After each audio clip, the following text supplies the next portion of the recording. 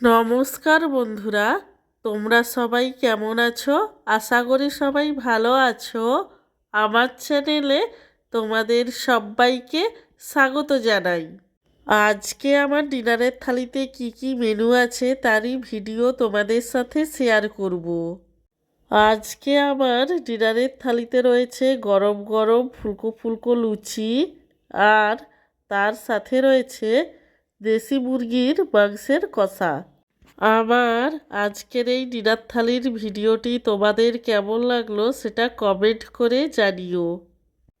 আর ভিডিওটিতে লাইক দিতে এবং চ্যানেলটিকে সাবস্ক্রাইব করতে একদমই ভুলো না। সব শেষে তোমাদের সবাইকে জানাই আমার তরফ থেকে অসংখ্য ধন্যবাদ ভিডিওটি দেখার জন্য।